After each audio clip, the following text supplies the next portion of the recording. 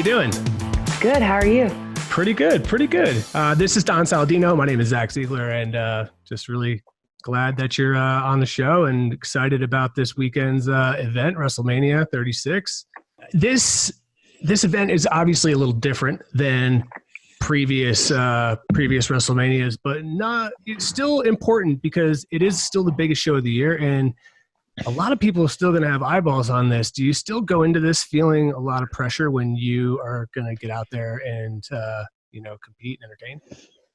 Just because there is no audience, you have to remember that every year there's always millions watching at home. And to me, yes, the situation is not ideal because I feel like the audience is very much part of the show as a whole. But to me, I go, this is such a huge opportunity to show people your true talent. Like, you don't need an audience to dig deep with those emotions and take the viewers at home on a roller coaster and just how physical it is. And if you can do that as a performer, knowing that our story is usually based on live audiences. I mean, not based, but obviously we feed off the crowd. I think it makes for a unique situation, and certain people will stand out and others won't. What's the viewership anyway? I mean, even though there's not going to be anyone in the stadium or the venue, call what you want. I mean, it's still one of the more largely watched events, isn't it? Well, I mean, it's our Super Bowl. Yeah. So 100%. And I think right now, there's no sports programming at all, that there could potentially be even more viewers because people are just good point, needing something to watch. And this is new content. And wanting a distraction too, you know what I mean? Like, just, it's, you turn on the news and I can last about 7 seconds before my heart starts to ache and I get depressed. Some WWE superstars, understandably aren't able or just are unwilling to put themselves at risk right now. But I know that the company took a lot of precautions, right? Oh, 100%. I never felt not safe or that the company wasn't taking care of me. But I mean, everyone's decision, I respect to the fullest. And now, I believe the company does too. You're on the road a lot and, you're competing in the ring a bunch. How is your body holding up? I mean, you've been in the game. My body's great. Yeah? Damn, man. That's awesome. I know. I mean, I get asked that question all the time, but no, I'm in better shape than I've ever been. What's that training like for you? I mean, what's a typical I've kind day? of done it all. Yeah. But a typical day on the road is landing, checking into my hotel, maybe doing cardio at the hotel, maybe doing my workout at the hotel or whatever gym is in that area, because a lot of the live events are in smaller towns or smaller markets. So you don't always have access to bigger gyms, but there's pretty much a Planet Fitness wherever you go. I mean, it's part of the job, in my opinion. The more you invest in yourself, the more the audience will invest in you. I want to know if it was weird to be home this long. Because no, that's weird. Yeah. Yeah, that's definitely weird. No, it took me about a year to get used to the schedule, but the schedule is always changing. Like when I first started, Raw and SmackDown weren't two separate brands. So you had live events, then you did Raw, and then you did SmackDown. So now I feel like I almost have an extra day off because I'm only on one brand. You've been pretty much stationary for weeks right now. I mean, do you have a gym in your house? Is that something that you still have access to, or do you have to still get creative like you do on the road? Well, it's been ideal because I'm in the process of moving. With all the gyms closing down, it's been great to work out outside in the parks, but I'm in the process of making a gym in the garage. So I have a squat rack, a pulley machine, and some dumbbells and a bench press. What else do you need? So that's, I feel like I don't need anything else. That's great. Sounds like heaven to me. But everything's on back order because it's almost like everyone is making a home gym. Yeah, no, that's for sure.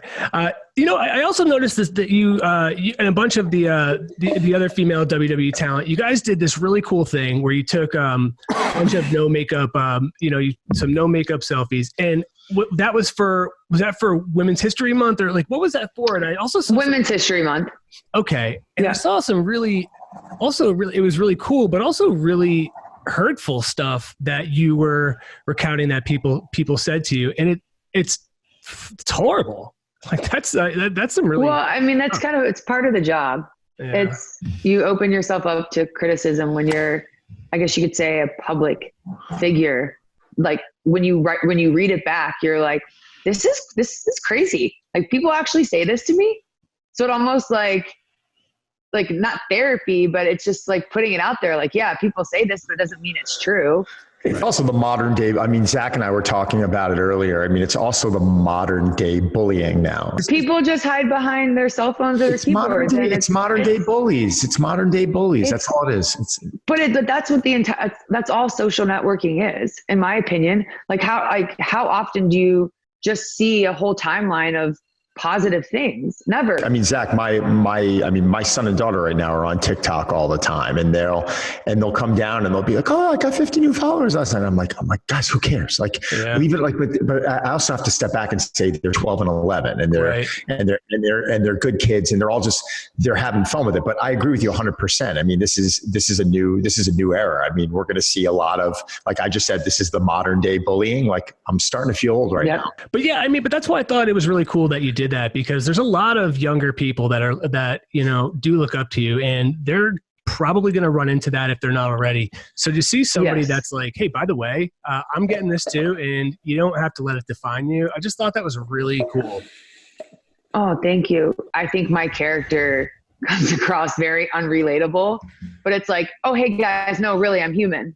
Right. And that's so important to let people know.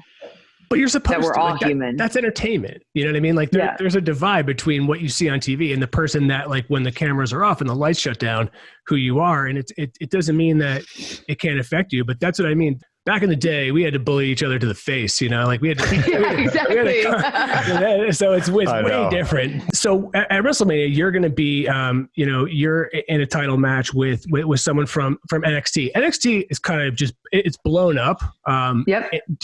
Which is cool because, for so long, it was just Raw and SmackDown. And then this kind of comes out of, I wouldn't say come out of nowhere, but it does kind of skyrocket. And, where do you see that brand, where do you see that going? And do you ever think that will, I know there's well, I mean, if you think about it, the NXT title is being defended at WrestleMania. Yeah, exactly. Like, that is huge. Yeah. And I think that's why there's so much pressure that I feel, because you have to believe that NXT title is everything that my character wants to win, and that it's just as equal to Raw and SmackDown, because technically right now NXT is advertised as a third brand. Is there a lot of friendly competition then? Because if you're NXT and you're considered like the third brand or whatever, like, okay, if there's not competition, then you're in the wrong business, right? Competition breeds creativity. Yeah. Like, you're in the wrong business. Like, I don't know. Like, I love all my coworkers, but sorry, I want to be the best. Right. Yeah. Like, if you don't have that, like, if you're on Raw and go, I don't want to have the best match on the card, or, hey, I'm fighting for the NXT title, I don't care, I'm going to have the best match on the card. Like, that's how you should look at things. Do you ever feel pressure when you decided to pursue this career? Like, oh man, like, it's kind of like if Michael Jordan's kid was going to go play basketball. Oh, it's exactly that. Yeah. Yeah. Because, I mean, my dad's arguably the greatest of all time. Mm-hmm. Oh yeah, the pressure never ends. But I think that's what's made me into the performer I am today, and it'll always be the chip on my shoulder. But I think it's also what makes my character so unique, because it's so easy to get anyone invested or bought into the fact that I am where I am because of him. So if that helps storylines, or that I'm the chosen one, or whatever it is, like, it really helped manipulate people's emotions, basically. No, it's interesting that you say that, because it just kind of struck something in my head recently.